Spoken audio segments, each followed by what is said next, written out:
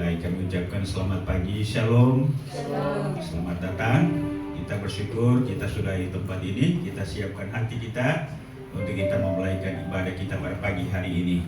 Sebelum kita memulai, saya memberikan kesempatan bagi kita sekalian untuk masing-masing bersaat teduh.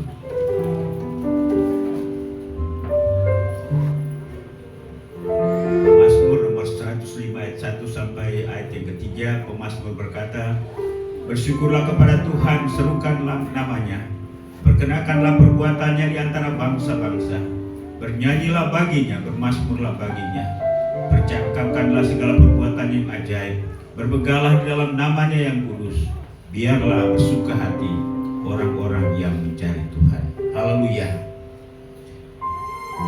Mari kita siapkan pujian, katakan saat indah.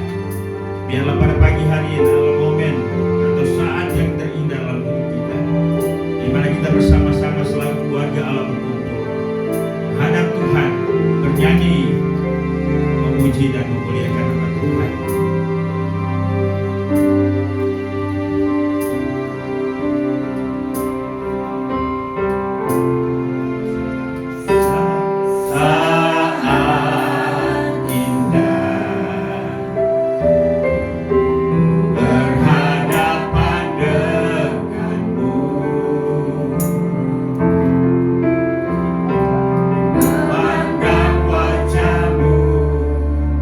Yesus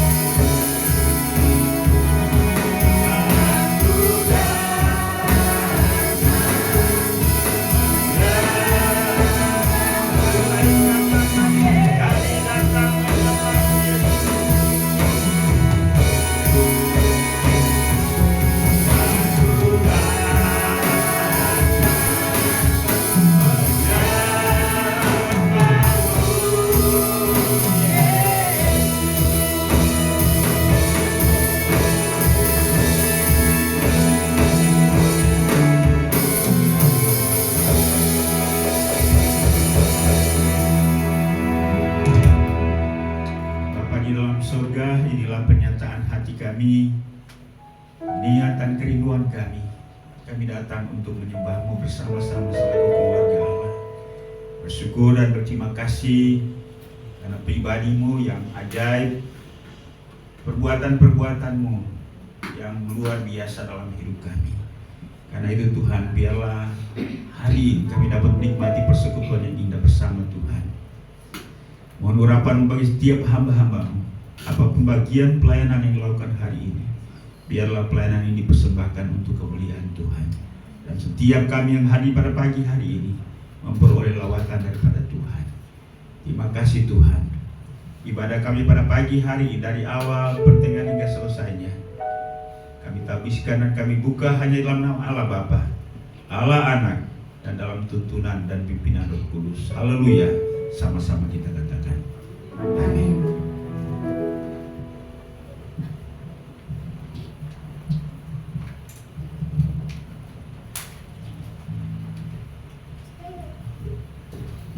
Sekali lagi saya menyapa Shalom. Shalom. Mari salami saudara kanan kirimu.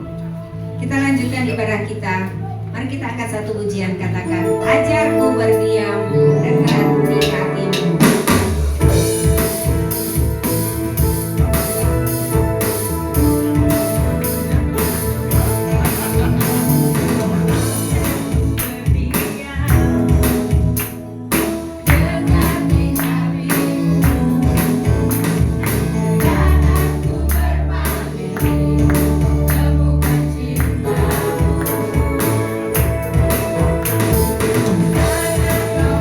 kau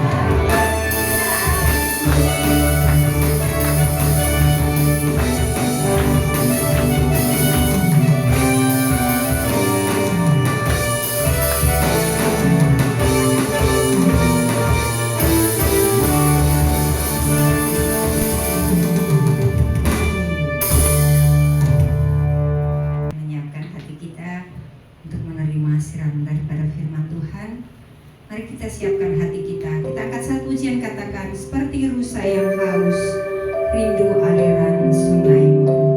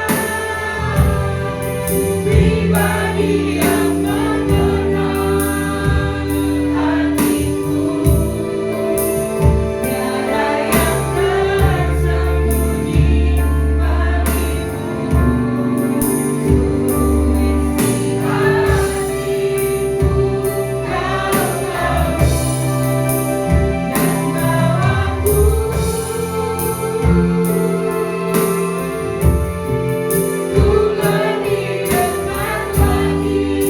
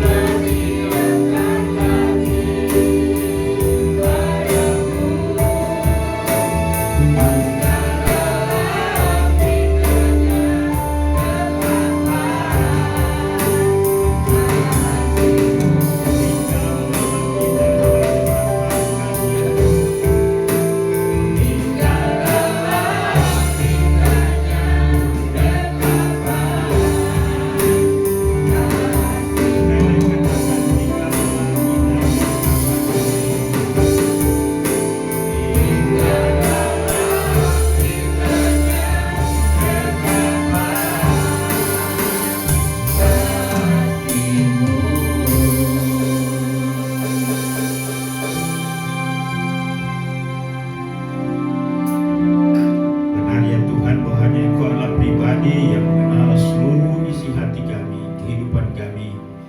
Kami tidak dapat menyembunyikan sesuatu apapun, bahkan yang terkecil sekalipun di mata Tuhan semuanya terbuka. Kami mengakui semuanya itu, segala kekurangan, segala aib kami terbentang jelas di mata-Mu. Karena itu kami mohon ampun Tuhan. Dan biarlah Tuhan perbaiki kami dari hari ke hari, sehingga hidup kami semakin menyukakan hati Tuhan.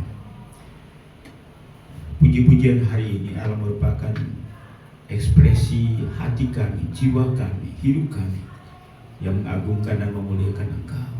Tuhan menerima segala pujian penyembahan kami.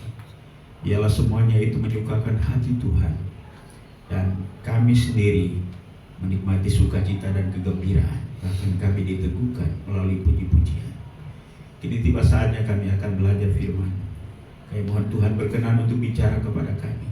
Nyatakan apa kehendak-Mu yang perlu kami pahami, kami ketahui, kami miliki, kami lakukan dalam hidup ini. Pakai dan urapi hamba-Mu, supaya dalam segala keterbatasan, kekurangan dan kebodohannya, hanya Engkau sendiri melalui firman yang berkata-kata untuk meneguhkan kami, memberikan pemahaman, pengertian, memotivasi kami untuk menjalani kehidupan yang benar di mata Tuhan. Segala kuasa setan, roh kegelapan yang mencoba untuk mengganggu apapun dalam bentuk apapun, bersama-sama kami tolak di dalam nama Yesus. Hanya Roh Kudus yang kami rindukan untuk bekerja dalam pikiran dan hati kami.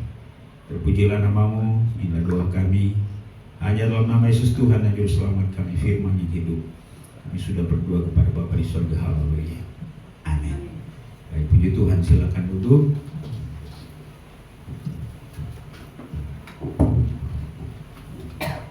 Shalom.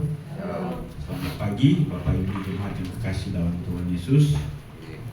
Mari saya ajak kita untuk membuka bagian firman Tuhan yang terambil dalam kitab Amsal pasal 9 ayat yang ke-10. Amsal 9 ayat 10 kita nyatakan bersama-sama bagian firman Tuhan ini. Amsal 9 ayat yang ke-10.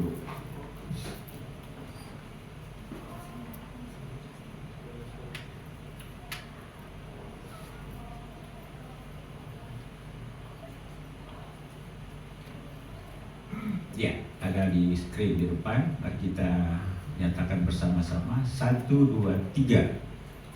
Permulaan hikmat adalah takut akan Tuhan, dan mengenal yang Maha Kudus adalah pengertian. Permulaan hikmat adalah takut akan Tuhan, dan mengenal yang Maha Kudus adalah pengertian.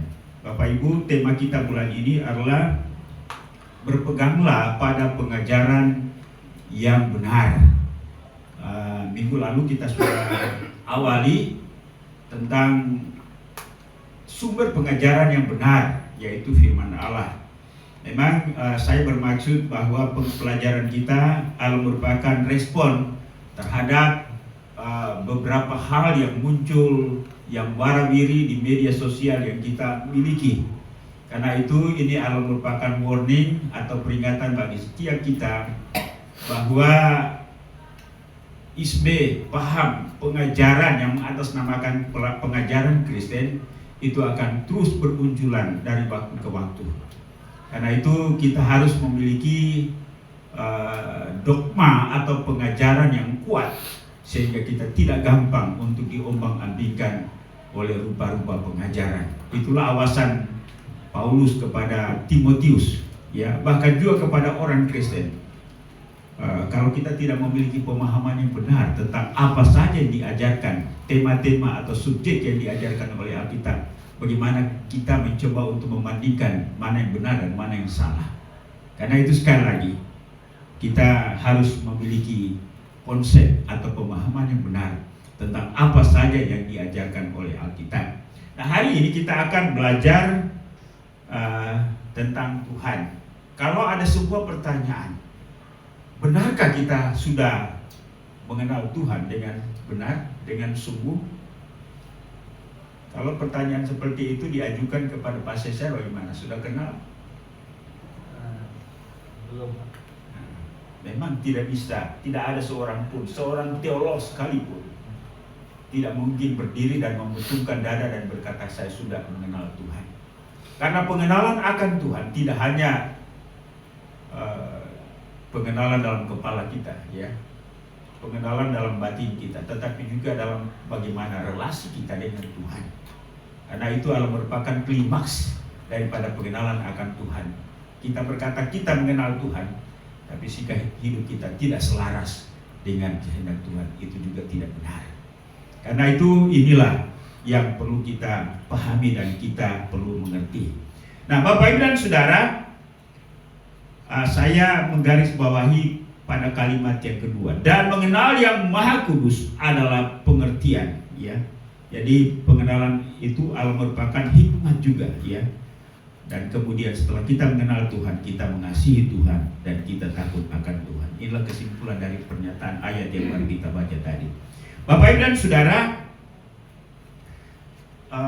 memang ketika kita mencoba untuk belajar tentang subjek yang satu ini, yaitu Tuhan, itu adalah sesuatu yang mustahil bagi manusia. Mengapa? Alasan yang pertama, karena Tuhan itu adalah transenden.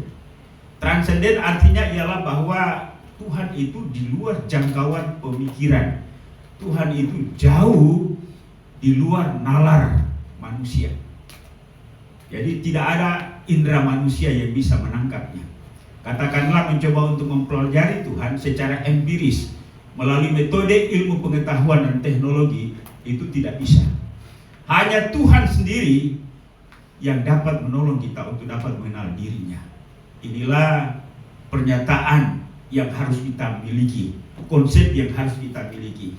Nah, itulah sebabnya para debater, para apologia di luar Kristen mencoba untuk memecahkan misteri tentang Tuhan, tentang Allah itu dengan nalar mereka.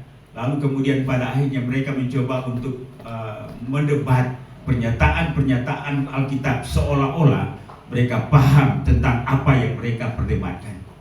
Itu sesuatu yang mustahil. Selain daripada Roh Kudus sendiri yang membukakan pengertian kepada kita untuk mengenal Dia. Amin, Bapak Ibu.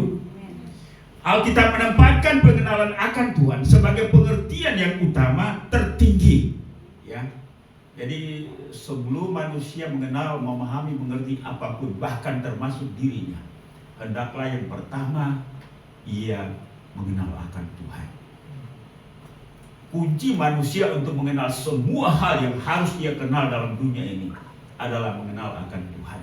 Ketika manusia tidak mengenal Tuhan, ia juga tidak mengenal dirinya sendiri, apalagi sesamanya. Ya. Karena itu sekali lagi pengenalan akan Tuhan merupakan hikmat tertinggi. Alkitab juga menempatkan Tuhan sebagai subjek utama dan pertama dalam Alkitab dengan menyatakan pada mulanya Allah. Ya.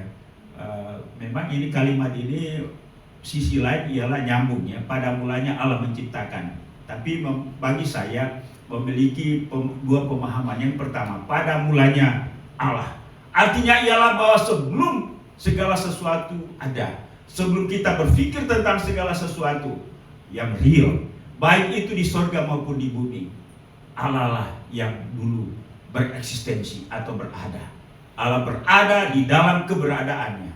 Allah berada di dalam hakikat kesendiriannya, keunikannya, ya. Itulah sebabnya inilah yang menjadi persoalan, bahwa kita tidak bisa menjangkau Allah itu dengan pikiran kita sebagai manusia dan pengalaman kita sebagai manusia. Dan hal yang kedua adalah karena kita sudah dibutakan oleh dosa. Kemampuan kita sebagai manusia tidak sanggup lagi untuk berpikir tentang Allah itu.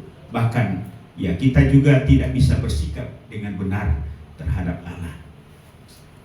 Jadi Allah adalah subjek yang paling utama, lebih daripada apapun, bahkan keberadaannya melebihi apapun. Itulah sebabnya ia menyatakan diri sebagai Alfa dan Omega. Allah adalah permulaan dari segala sesuatu yang ada di surga dan di bumi. Nah, karena itu sebelum manusia mengenal segala sesuatu yang harus ia kenal, maka ia terlebih dahulu harus mengenal Allahnya. Namun demikian Allah bukanlah objek yang dapat dikenal dengan akal dan pikiran manusia melalui metode empiris seperti yang saya sudah katakan tadi. metode empiris itu adalah pendekatan yang menekankan pada pengumpulan data berdasarkan pengalaman langsung, observasi dan fakta konkret atau melalui metode ilmiah. Nah, kalau orang ya biasanya kita memulai yang kuliah itu dengan makalah, bukan? Nah, di situ skripsi, tesis, disertasi. Nah, itu yang disebut dengan penelitian ilmiah, ya, penelitian. Jadi Allah itu tidak bisa diteliti dengan metode ilmiah apapun, ya. Hanya ketika Ia berkenan untuk menyatakan dirinya, barulah manusia bisa mengenalnya. Bapak Ibu dan Saudara, pengenalan akan Allah itu sangat penting, ya. Karena itu Musa dalam Ulangan pasal 6 ayat 4 sampai 5, ia berulang kali ia memberikan penekanan yang luar biasa kepada orang tua atau bangsa Israel, supaya mereka terus mengenal Allah dan tidak boleh meninggalkan Allah itu. Dengarlah hai orang Israel, Tuhan itu Allah kita. Tuhan itu esa. Kasihilah Tuhan Allahmu dengan segenap hatimu dan dengan segenap jiwamu dan segenap kekuatanmu. Nah, ini juga yang diadopsi oleh keluarga Kristen, bahwa ketika anak-anak kita persembahkan, kata-kata dan kalimat-kalimat inilah yang diberikan kepada orang tua. Baik pada waktu engkau di rumah, pada waktu engkau keluar rumah, pada waktu engkau di jalan, pada waktu engkau duduk, pada waktu engkau berdiri. Ajarkanlah mereka untuk mengenal Allah yang benar. Jadi penyataan ini tidak hanya ditujukan kepada bangsa Israel, tetapi juga kepada setiap kita. Jadi manusia tidak mungkin mengenal Allah kecuali Allah yang berinisiatif untuk memperkenalkan dirinya. Bapak Ibu dan Saudara, secara teologis ada dua cara Allah menyatakan diri untuk dikenal oleh manusia. Yang pertama adalah melalui ciptaannya. Itulah sebabnya ada sebuah buku, saya lupa penulisnya, cuma pernyataannya demikian: alam mengisahkan tentang Allah, atau Allah menceritakan tentang Allah.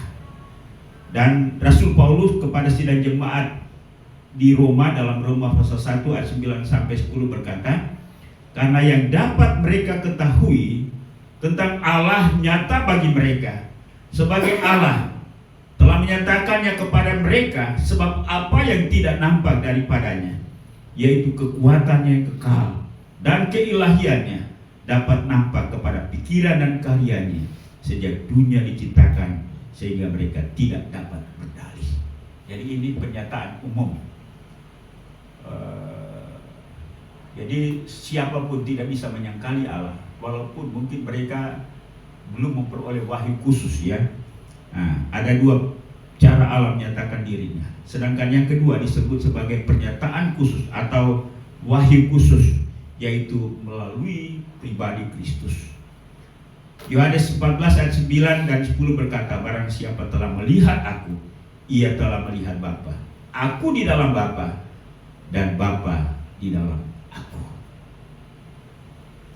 Bapak Ibu dan Saudara, sekali lagi bahwa ketika kita tidak memahami kalimat-kalimat dalam Alkitab, itu tidak berarti bahwa apa yang kita pikirkan tentang subjek yang kita sementara pelajari itu tidak benar, ya.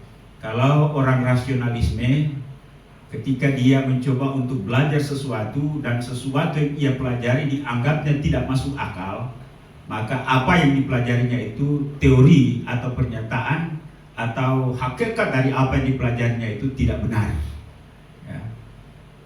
Ada sebuah anekdot di YouTube itu, ketika seorang profesor datang ke sebuah perkampungan, mungkin itu kampungnya, ya, lalu dia datang dengan mobil mewah, lalu kemudian kebetulan dia adalah seorang penganut ateis, ya, tidak percaya Tuhan, lalu dia menyampaikan, sedangkan di kampung itu adalah orang-orang sederhana, namun mereka adalah orang-orang Kristen yang taat dan setia. Lalu profesor itu dia katakan, tidak ada Allah, ya. Dia katakan, saya sudah mencoba untuk meneliti bahwa Allah itu tidak ada, ya. Lalu seorang anak Dia katakan, "Hei, profesor, kamu tidak punya otak." Nah, profesor kaget.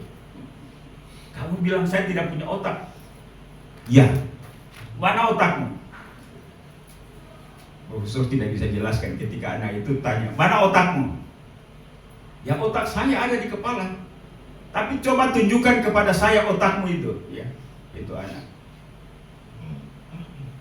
Profesor juga tidak bisa ngomong apa-apa. Kalau dia katakan, demikian pun juga dengan Tuhan. Tuhan itu ada. Walaupun kita tidak bisa, saya tidak bisa menunjukkan kepada profesor seperti apa Tuhan itu. Ya, profesor saja saya bilang mana otakmu, tidak bisa tunjukkan ya. Apalagi Tuhan yang maha besar, yang maha mulia itu. Lebih daripada otak profesor, ya. Hanya profesor juga pergi dengan bingung, ya. Nah, artinya ialah bahwa sekali lagi Tuhan itu sesuatu yang luar biasa. Ketika kita menjelaskan tentang Tuhan, sebenarnya ini kita menjelaskan sesuatu yang sekali lagi di luar jangkauan pemikiran manusia. Kita menjelaskan sesuatu yang bukan manusia dengan bahasa manusia kepada manusia, ya. Nah, ini rumitnya, ya. Jadi, namun walaupun demikian kita bersyukur bahwa ia turun dan merendahkan dirinya, lalu kemudian ia bisa didiskusikan oleh manusia dalam batas-batas hakikat dan keberadaannya, dalam batas-batas kesanggupan manusia. Kata transenden itu sebenarnya adalah merupakan upaya pemikiran manusia untuk meningkatkan atau naik untuk memahami dan mengerti. Walaupun demikian, otak manusia sangatlah kecil. Ya, lalu diisi dengan pemahaman dan pengertian tentang Tuhan. Paul Ehrlich, dia berkata, dia mencoba untuk menjelaskan tentang bagaimana pikiran kita memahami tentang Tuhan. Dia katakan, "Coba saya akan pergi ke sebuah pantai, lalu saya menghadap sebuah samudra luas. Lalu di tangan saya ada ember. Kemudian saya mengisi ember itu dengan air laut yang merupakan bagian dari samudra. Bisakah saya berkata bahwa samudra itu ada dalam ember itu? Apa kita bisa berkata bahwa samudra itu ada di dalam ember itu? Tidak mungkin. Itu hanya berapa persen saja air samudra yang ada dalam ember itu. Demikian pun juga dengan Tuhan. Ya. Jadi kita tidak bisa berkata bahwa kita sudah mengenal Tuhan. Ada banyak hal tentang Tuhan yang tidak mungkin kita pahami. Adapun Ia mengizinkan kita untuk mengenal Dia dari sisi-sisi, dari sudut-sudut yang Ia izinkan untuk kita kenal. Tapi pada keseluruhan kita tidak mungkin mengenal Tuhan, karena Tuhan itu adalah sesuatu yang misteri bagi pikiran manusia. Kalau Tuhan bisa dijelaskan oleh manusia dengan pikirannya, dengan bahasanya, dan apa yang manusia jelaskan tentang Tuhan adalah sempurna, maka itu adalah bukan Tuhan. Karena Tuhan pasti ada bagian misterinya, bukan? Tapi kita bersyukur bahwa Ia telah berinisiatif agar kita dapat mengenal dirinya di dalam wahyu khusus atau pernyataan khusus dalam satu pribadi, yaitu Kristus. Karena itu, dalam iman kita, Yesus itu adalah Allah. Dia itu adalah Yahweh. Ya, walaupun ya beberapa bulan lalu ada satu pernyataan bahwa yang jadi gembala itu adalah Yahweh, bukan Yesus. Ya. Kalau demikian Yesus itu bukan Yahweh.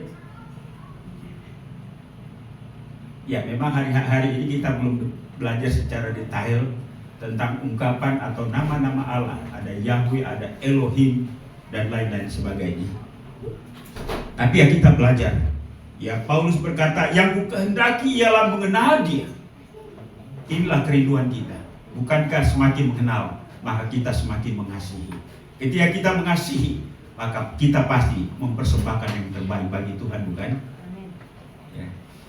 Dalam ungkapan kita pun juga ya, tidak kenal maka tak sayang. Ya. Ya, wong kita kenal, usaha kita untuk mengenal pasangan kita saja tidak cukup ya. Pak Sesar dengan Ibu Sarah sudah berapa lama menikah?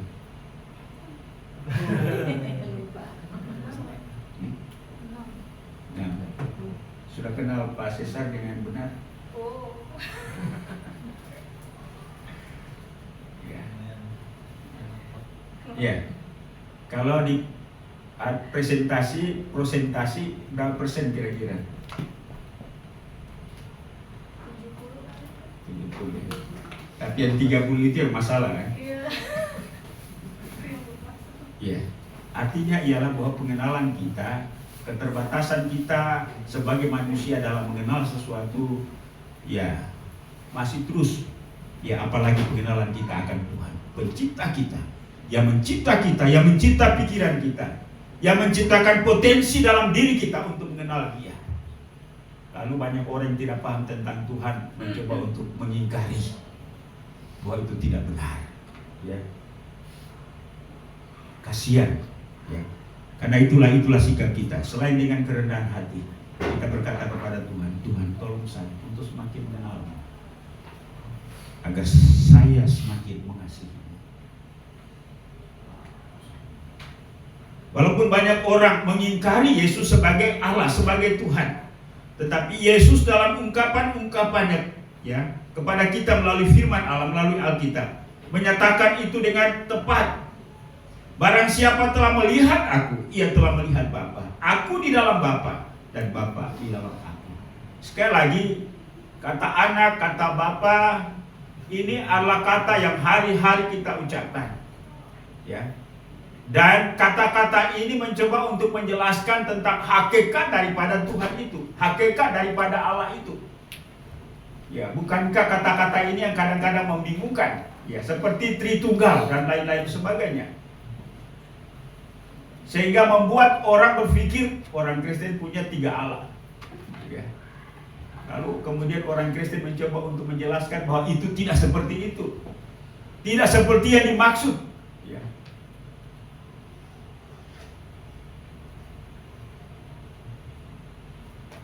Jadi Tritunggal tidak menjelaskan tentang keberapaan Allah, tetapi menjelaskan tentang kebagaimana Allah itu. Ya. Bagaimana Allah itu. Itu pun juga ya masih secuil yang bisa kita pahami dan kita mengerti.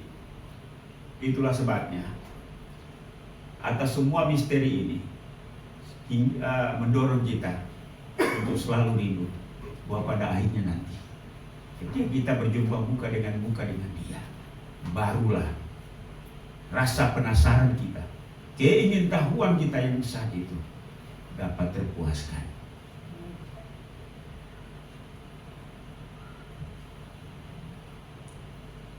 Jadi sekali lagi, bahwa Yesus itu adalah Allah. Yesus itu adalah Tuhan. Sekalipun dunia ini mencoba untuk membantah dan menyangkal itu. Paulus dalam Kolose 2 ayat 9 berkata, sebab dalam Dialah berdiam secara jasmania seluruh kepenuhan kealahan. Ya. Di dalam Dia. Kan orang selalu berkata, mana dalam Alkitab Yesus menyatakan dirinya sebagai Tuhan untuk kita menyembah Dia? Lalu bagaimana dengan semua pernyataan-pernyataan ini? Apakah akan menafikan bahwa Yesus itu bukan Allah? Dia Allah, Dia Allah Yahweh, Dia Allah Tuhan. Ya. Kadang-kadang ya banyak pengajar-pengajar yang sudah doktor. Nah, pernyataan bahwa Yesus yang jadi gembala itu Yahweh, ya. Jadi seolah-olah Yahweh itu bukan Tuhan, ya. Termasuk Gereja Kemajuan Indonesia meyakini bahwa Allah itu menyatakan diri dalam 3 pribadi, Bapa, Anak, dan Roh Kudus. Ketiga-tiganya, ya sekali lagi ini tidak bicara tentang matematika, ya kita bicara tentang hakikat Allah itu sesungguhnya. Adapun kalaupun ada serupa gambaran dan lain-lain sebagainya, itu hanya merupakan bayangan bagaimana kita mencoba untuk menjelaskan Allah itu dalam wujud yang bisa dipahami oleh manusia yang terikat dengan hal-hal yang bersifat fisik. Tapi pada prinsip, pada dasarnya, memang Allah itu kita tidak bisa pahami. Tapi kita bersyukur, sekalipun kita tidak memahami, mengenalnya dengan sempurna mungkin, tapi Ia mau untuk kita mengenalnya. Dan pada akhirnya nanti kita akan mengenalnya dengan sempurna. Amin. Kapan itu? Ketika Ia berkata, "Sabaslah hai hamba-Ku yang setia, masuklah ke dalam kerajaan Tuhan, bergembiralah, bersukacitalah bersama-sama di Yerusalem baru." Bapak Ibu rindu? Nah, biasanya ada lagu di kedukaan itu, "Oh Yerusalem, kota mulia." Lagu itu kira-kira sudah berapa lama ya? Kayaknya sebelum saya lahir juga sudah ada lagu itu ya. Nah, lagu itu yang biasa dikumandangkan oleh yang gereja-gereja karismatik, Injili. Cuma pertanyaannya, kita rindu walaupun belum sekarang ya. Ya, karena memang Tuhan masih mempercayakan kita untuk melakukan tugas pelayanan sampai selesai. Kolose 1 ayat 15 dan 17. Ia Allah, gambar Allah yang tidak kelihatan, yang sulung lebih utama dari segala yang diciptakan. Karena di dalam Dia telah diciptakan segala yang kelihatan dan yang tidak kelihatan, baik singgasana maupun kerajaan, baik pemerintah maupun penguasa. Segala sesuatu diciptakan oleh Dia dan untuk Dia. Paulus menjelaskan tentang siapa Yesus, atau keunggulan Yesus, keluarbiasaan Yesus. Yang memang dari bahasa-bahasa ini kita tidak boleh putuskan sinambung atau korelasinya dengan kata-kata atau bagian-bagian Alkitab yang lain, ya. Karena itu Alkitab ini sebenarnya tidak ditafsir oleh si penafsir, tapi bagaimana penafsir mencoba untuk melihat, memahami Alkitab ini, menafsirkan tentang dirinya sendiri, ya. Jadi menafsir, kemarin saya sudah jelaskan ada dua bentuk penafsiran yang disebut dengan eksegesis dan eisegesis. Eksegesis adalah mengangkat keluar apa yang diuraikan oleh Alkitab, sedangkan eisegesis, seorang penafsir memasukkan pikirannya ke dalam Alkitab ini, lalu mengambil sebuah kesimpulan, melepaskan dari konteks, melepaskan dari asal-usul bahasa dan lain-lain sebagainya. Nah, pada akhirnya menghasilkan suatu pemikiran yang keliru, ya. Seorang yang menyatakan, "Saya tidak percaya kalau teman ini karena hanya tidak mengakui Yesus sebagai Tuhan dan Juru Selamat, maka dia tidak percaya, padahal dia sebaik ini." Ya. Nah, kasihan, beberapa hari terakhir ini dia bilang menyatakan mengundurkan diri dari pendeta. Ya menurut saya tidak usah lah, ya. Cukup ya kalau dia sadari, yang penting dia setuju dengan hatinya bahwa pernyataan yang awal itu salah, keliru, ya kemudian berdiam diri, ya tidak usah sesumbar, tidak usah berkuar-kuar lagi, ya. Karena kalau tidak, ya bagaikan ikan yang masuk jaring itu semakin bergerak semakin terlilit, ya. Lebih baik dia diam, lalu kemudian dia tenangkan hati, ya toh pada akhirnya orang Kristen juga menerima dia ketika dia muncul dengan konsep-konsep yang baru tentang apa yang pernah dia sampaikan, ya. Dia sudah terlanjur terkenal sih, ya. Jadi dia masuk public figure, ya. Jadi dia harus pahami itu, ya. Seharusnya dia tidak mundur, tetapi ya dia berdiam diri lalu kemudian dia muncul lagi. Ya, Tuhan masih bisa pakai dia. Amin.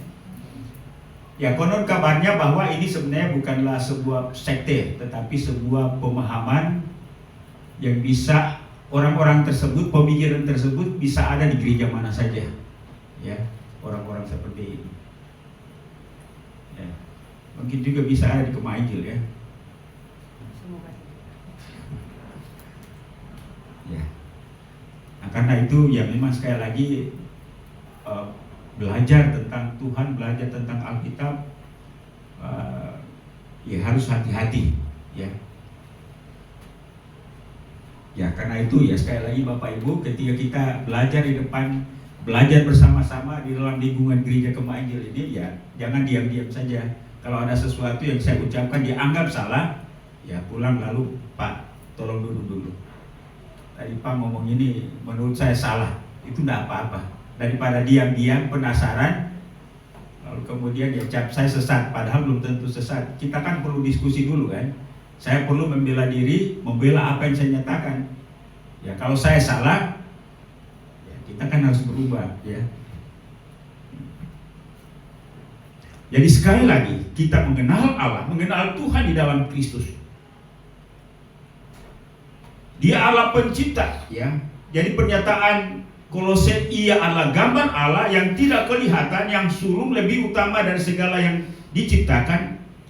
Karena di dalam Dia telah diciptakan segala sesuatu yang ada di surga dan yang ada di bumi, yang kelihatan dan yang tidak kelihatan, baik singgasana maupun kerajaan, baik pemerintah maupun penguasa. Segala sesuatu diciptakan oleh Dia dan untuk Dia. Ini bicara tentang Kristus.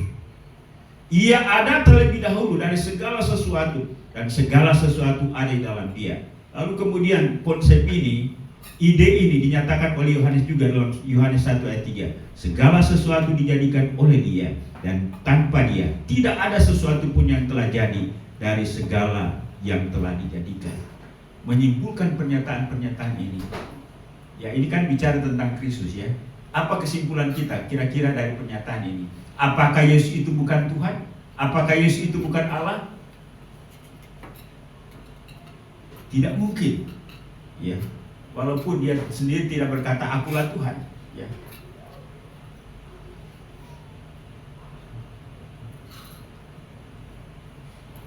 Bapak Ibu dan Saudara yang dikasihi dalam Yesus Kristus, karena itu kita bersyukur bahwa kita bisa mengenal Dia. Dan kalau kita bisa mengenal Dia, tentunya ialah bukan karena kemampuan rasio atau akal kita untuk mengenal Dia, tapi karena Roh Kudus. Dan untuk mengenal Tuhan, maka sumber utama atau sumber primer adalah Alkitab, baik perjanjian lama maupun perjanjian baru. Alkitablah yang menjelaskan tentang Tuhan, karena Alkitab adalah wahyu Allah kepada manusia. Melalui penulis Alkitab, Allah menyatakan dirinya kepada Musa, kepada Yosua, kepada nabi-nabi, dan lebih lagi melalui Kristus Sang Immanuel yang datang di dalam tubuh manusia, dan Dia bersama-sama dengan kita. Amin Bapak Ibu. Karena itu sekali lagi, bagi kita ketika berbicara tentang Allah ya, walaupun memang ya kata Allah itu sendiri kan masih diperdebatkan juga di Indonesia kan. Ada kelompok orang Kristen tertentu tidak lagi memakai kata Allah ya, mereka menggunakan kata Yahweh Elohim, Yeshua Hamashiach ya. Jadi ada Alkitab yang muncul sekarang. Pak Yaman tahu Alkitab apa itu? Tidak ada kata Allah lagi dalam Alkitab itu. Punya YHS ya. Yang ada adalah Yahweh ya. Nah Bapak Ibu dan Saudara yang dikasihi dalam Yesus Kristus, saya mau tanya, apakah Yahweh itu bahasa surga? Saya rasa kalau misalnya Allah memperkenalkan dirinya kepada manusia, kepada orang Jawa, kira-kira bahasa apa yang digunakan Ibu? Jawa, biar Pak. Bahasa Jawa, biar Pak. Iya. Apa itu kalau bahasa Jawa? Gusti. Gusti.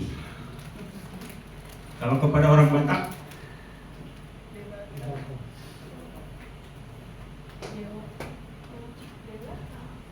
Batak. Kalau orang Manado, Ibu Bibi?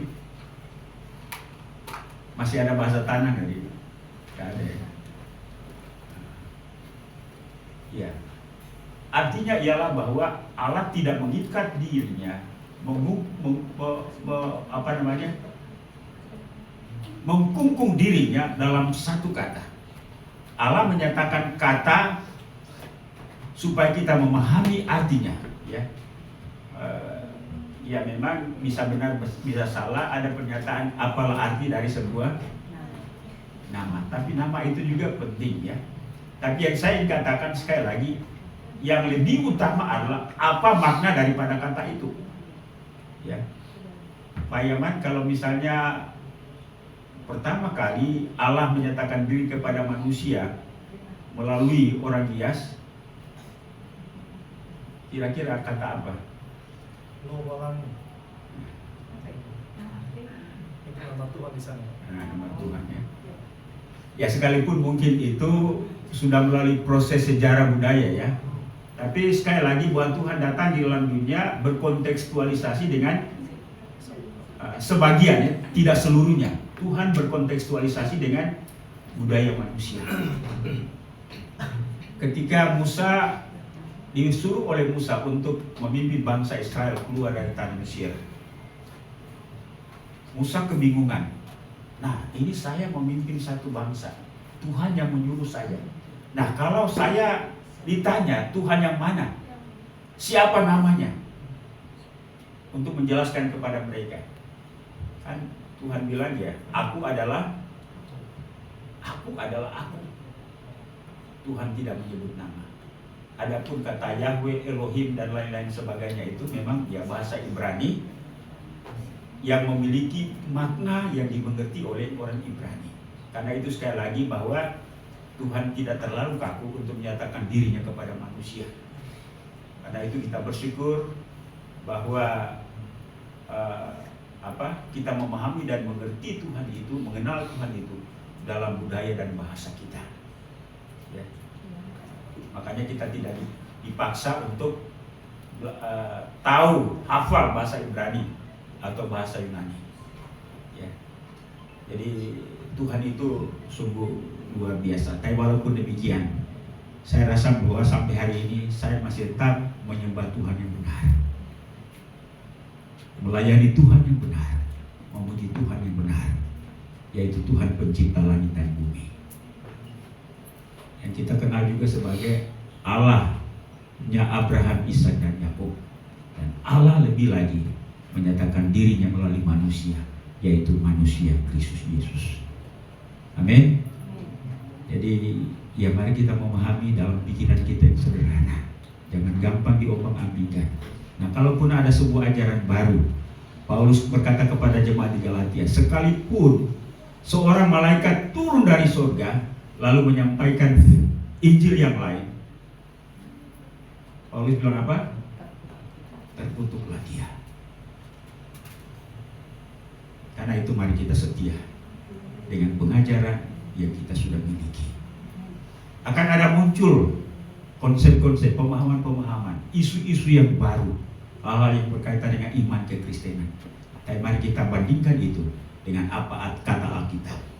Sehingga dengan demikian, bukanlah manusia menjadi rujukan kita, bukanlah pendeta ini, pendeta itu, pemimpin itu, pemimpin ini, tapi apa kata Alkitab.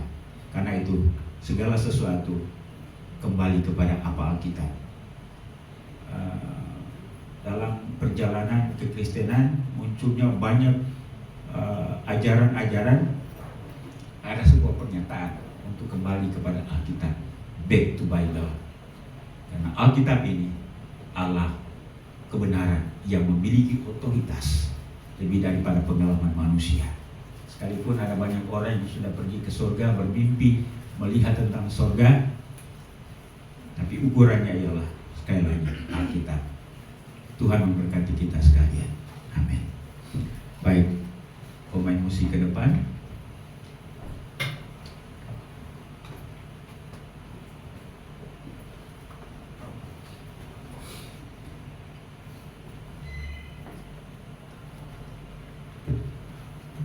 Baik, mari saya ajak kita semua untuk bangkit berdiri.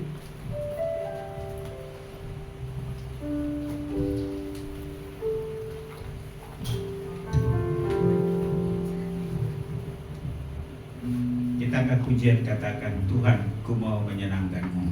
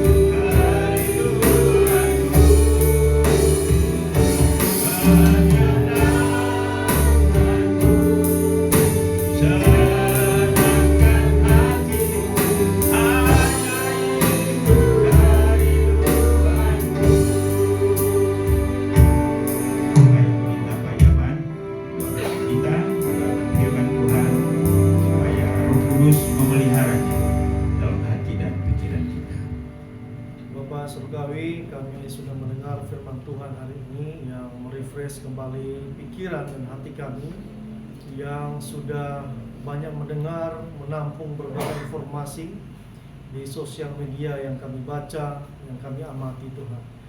Bapa di surga, biarlah firman Tuhan ini mengingatkan kami kembali, mengembalikan pikiran dan hati kami kepada pemahaman yang benar, pemahaman yang awal tentang Tuhan.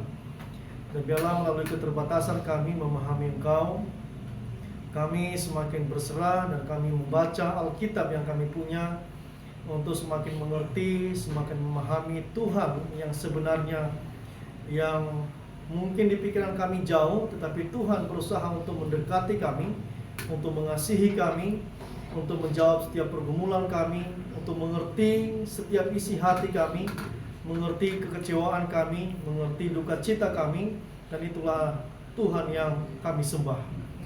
Tuhan tolong kami untuk semakin mengerti, semakin mencintai Tuhan dalam keterbatasan kami, dan hati kami tidak tergoyahkan, tetap tertuju kepada Tuhan, yaitu Allah Bapa, Putra, dan Roh Kudus yang kami percaya. Berkati Pak Gembala yang sudah mengajarkan kami di pagi hari ini, biarlah Tuhan menambah-nambahkan hikmat, kebijaksanaan yang datangnya dari Tuhan. Berkati kami semua dalam kami mencerna dan memahami firman ini, untuk kami bisa melakukan seluruh kegiatan kami selama 1 pekan ke depan, dan kami percaya kepada Tuhan yang Alkitab singkapkan kepada kami. Dalam nama Yesus Tuhan dan Juru Selamat kami sudah berdoa. Amin. Amin. Terima kasih. Silakan duduk. Tuhan berkati.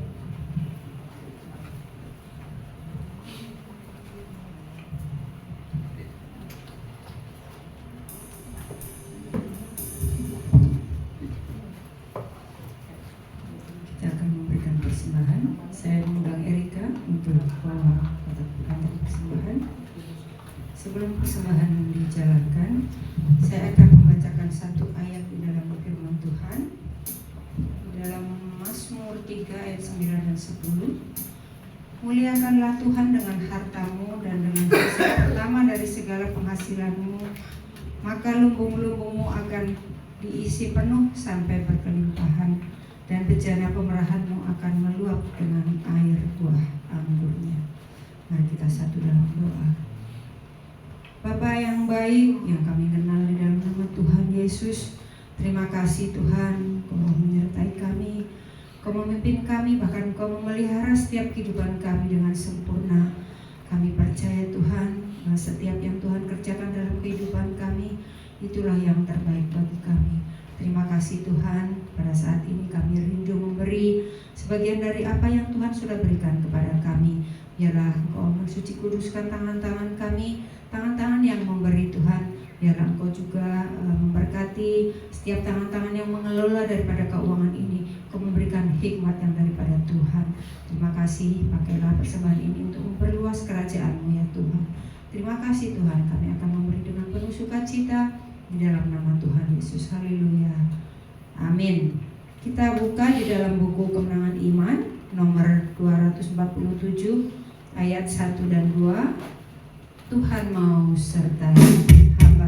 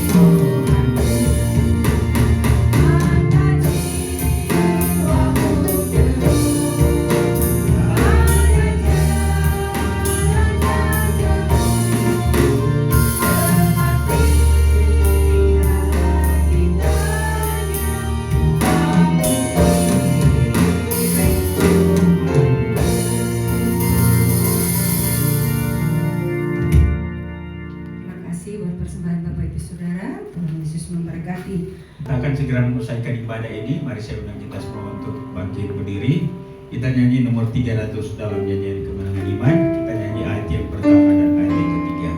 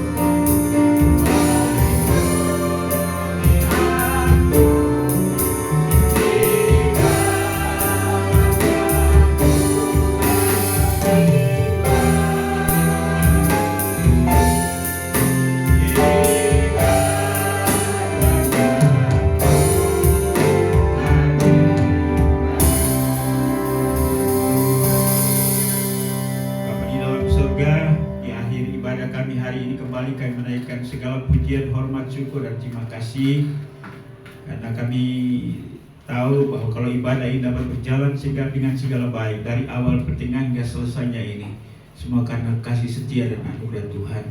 Terima kasih untuk semua hamba-hamba yang Tuhan sudah pakai dalam pelayanan hari ini.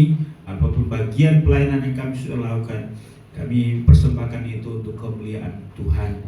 Terima kasih juga untuk semua jemaat Tuhan yang hadir pada hari ini. Kiranya melalui ibadah hari ini kami kembali teguhkan, dikuatkan, diberi semangat baru dalam menjalani hari-hari ke depan, baik dalam seminggu ini maupun hari-hari berikutnya. Terima kasih Tuhan untuk semua jemaat-Mu. Tuhan memberkati seluruh jemaat yang hadir dan berkati mereka secara khusus. Kami mohon biarlah Tuhan bekerja oleh Roh-Mu untuk terus menolong kami agar kami dapat bertumbuh di dalam Tuhan, mengasihi Tuhan, mengenal Tuhan dengan benar, dan kami makin teguh dalam menjalani perjalanan hidup ini. Walaupun banyak persoalan yang kami hadapi, tapi kami tidak akan bergeser daripada Tuhan. Kami tetap setia kepada Tuhan bahkan sampai akhir hayat kami.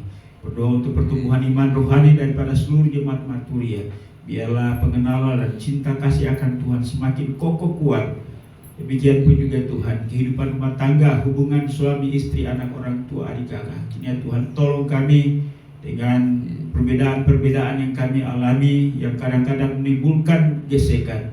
Kami mohon Tuhan tolong kami, Biarlah cinta kasih Kristus tetap mengikat kami, dan kami boleh mengoreksi diri dan kami memperbaiki diri sebagaimana kasih Kristus yang menguasai kami. Demikian pun juga hati kami dipenuhi dengan kasih Kristus.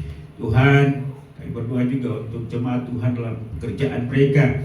Tuhan, Engkau memberkati apa yang mereka kerjakan sehingga mereka boleh berhasil dan pekerjaan itu dapat menghasilkan ekonomi dan keuangan. Terima kasih Bapa. Demikian pun juga jemaat Tuhan yang lemah tubuh, yang sakit, kami mohon lawatan Tuhan, baik bagi jemaat yang ada di tempat ini maupun yang ada di rumah. Biarlah mereka tetap sehat, kuat, dan dengan kesehatan itu menjalani hidup dan tugas-tugas serta tanggung jawab yang Tuhan percayakan, baik melalui keluarga, juga lingkungan, bahkan juga pelayanan dalam jemaat-Mu di tempat ini. Ya Bapa di sorga, bersama-sama dengan keluarga Pak Anton mengucap syukur untuk ulang tahun anak kami. Kiranya Tuhan Engkau memberkati. Biarlah Tuhan memberikan umur panjang, kesehatan, kekuatan buat Audrey, sehingga Audrey boleh bertumbuh menjadi besar, menghargai, menghormati orang tua, takut akan Tuhan. Tuhan siapkan masa depan yang penuh harapan. Pak Anton dan Ibu Sari sebagai orang tua memberkati mereka sehingga menjadi orang tua teladan dan menghantar anak ini ke masa depan yang penuh harapan. Hari ini juga kami bersama-sama dengan Pak Yaman Lugu dan keluarga besar. Kiranya Tuhan Engkau tolong supaya mereka tetap kuat memberikan penghiburan atas meninggalnya almarhum Pak Hafo, dan biarlah mereka tetap melihat ke depan karena Tuhan masih tak mempercayakan kehidupan ini dengan tugas-tugas dan tanggung jawab. Demikian pun juga dengan hamba-Mu, orang tua kami Ibu Marta, juga Pak Anton, Ibu Lia, bahkan keluarga besar yang berduka karena salah satu anggota keluarga Pak Parolian Matondang. Tuhan Engkau panggil, kiranya Tuhan memberikan penghiburan, kekuatan iman, bahkan juga orang tua ibunda yang sudah tua, mari Tuhan Engkau tolong, dan biarlah kami tetap melihat Tuhan dalam setiap peristiwa yang kami hadapi dalam hidup ini, sehingga kami tetap kokoh kuat di dalam Tuhan. Ya Bapa di sorga, kami juga mau berdoa Tuhan untuk jemaat Tuhan yang tidak bersama dengan kami karena mereka ada di tempat lain, para diman yang ada di Jawa, demikian pun juga Pak Koni yang ada di Bogor, demikian pun juga untuk Ibu Vivi yang ada di Amerika, juga untuk Alvin, Irna, demikian pun juga untuk Tirta, Claudia. Tuhan Engkau memberkati dan menyertai mereka. Demikian pun juga Tuhan untuk Ibu Anggi yang ada di Jepang. Tuhan Engkau memberkati bahkan jemaat-Mu ya, walaupun kami tidak menyebut nama mereka satu persatu, tapi hari ini mereka di tempat lain. Tuhan sertai dan lindungi mereka sehingga mereka tetap selamat sama seperti kami, dan kami dapat berjumpa dalam waktu Tuhan sendiri. Terima kasih Bapa di surga. Kami juga mau berdoa untuk seluruh jemaat Marturia dalam pergumulan apapun. Mungkin ada di antara mereka yang sementara mencari pekerjaan, atau ada masalah tertentu di kantor, di lingkungan, di dalam rumah tangga. Tuhan, kami mohon pemulihan dan pembelaan Tuhan, dan biarlah kami sanggup untuk memulihkan kondisi atau hubungan yang bermasalah itu. Dan dengan demikian nama Tuhan dipuji dan dipermuliakan. Masa depan daripada gereja ini kami serahkan dalam tangan-Mu. Tuhan, Engkau memberkati untuk kelanjutan daripada tempat ibadah kami. Jemaat-Mu telah memberikan janji iman. Ya Tuhan, Engkau memberkati jemaat Tuhan sehingga mereka dapat menepati janji mereka. Bahkan kami juga mohon Tuhan Engkau tolong kami agar kebutuhan kami dalam tahun ini sebagai kebutuhan untuk tempat ibadah dapat terpenuhi, dan nama Tuhan dipuji dan dipermuliakan. Berkati seluruh jemaat yang sudah berjanji dan sudah memberi. Bapa di surga, kami mau berdoa juga untuk Gereja Kemajuan Indonesia, baik pada tingkat pusat, wilayah, daerah, sampai kepada gereja-gereja lokal. Untuk wilayah Jawa Sumatera, daerah Jabodetabek 1 dan 2, para gembala, badan pengurus jemaat, Tuhan yang Kau memberkati. Demikian pun juga badan pengurus daerah, Tuhan yang Kau memberkati mereka. Gereja Kemajuan secara khusus, Tuhan yang Kau memberkati badan pengurus pusat, badan pengurus wilayah, penginjilan dalam negeri, luar negeri, utusan-utusan Injil yang diutus di Hong Kong, di beberapa tempat daerah lain. Tuhan Engkau berkati supaya mereka tetap kokoh kuat, memiliki semangat untuk memberitakan Injil sehingga banyak jiwa dapat dimenangkan. Kami berdoa untuk kerjasama gereja-gereja Tuhan, para pemimpin. Tuhan Engkau memberkati supaya Indonesia ini dapat dimenangkan bagi Tuhan. Demikian pun juga akan berdoa buat pemerintah bangsa dan negara kami, Terima kasih untuk kondusifnya suasana bangsa kami pasca pemilu. Kiranya Tuhan tolong saya pada akhirnya kepemimpinan Presiden dan Wakil Presiden yang baru bersama dengan kabinetnya dapat terlantik dan pada akhirnya melanjutkan tongkat estafet kepemimpinan bangsa ini. Mereka yang masih bertugas sampai hari ini, baik di lembaga eksekutif, legislatif, baik pusat, daerah, Tuhan Engkau memberkati mereka. Demikian pun juga semua lembaga tinggi negara, TNI, Polri, Tuhan Engkau memberkati. Kerinduan kami supaya bangsa kami tetap aman dan kami sebagai warga gereja memiliki kesempatan untuk beribadah dan juga terus memberitakan firman Tuhan sehingga banyak jiwa dapat dimenangkan dalam negeri ini. Kami juga mengucap syukur untuk berkat-berkat keuangan yang Tuhan berikan kepada kami, dan hari ini jemaatmu sudah memberikan persembahan. Biarlah ini adalah merupakan pernyataan cinta kasih kami kepadamu, iman kami kepadamu, tanggung jawab kami kepada pelayananmu, dan Tuhan Engkau membalas sesuai dengan janji firman-Mu. Dan biarlah kami senantiasa berkecukupan bahkan berkelimpahan di dalam Tuhan. Pakai keuangan ini untuk menjadi alat dalam pelayanan-Mu, baik di tempat ini maupun di mana saja dana-dana ini doa kasihkan. Bapa, inilah doa kami. Kami sadar sungguh bahwa banyak hal yang berkaitan dengan kami, bahkan menjadi kebutuhan kami, namun tak tersebut melalui doa ini. Kiranya Roh Kudus menolong kami, menyempurnakan doa kami, karena doa ini kami bawa hanya dalam satu nama yang maha kuasa, yaitu Yesus Tuhan dan Juru Selamat kami. Haleluya. Bapa, terima kasih. Bapa, terima kasih. Bapa, terima kasih.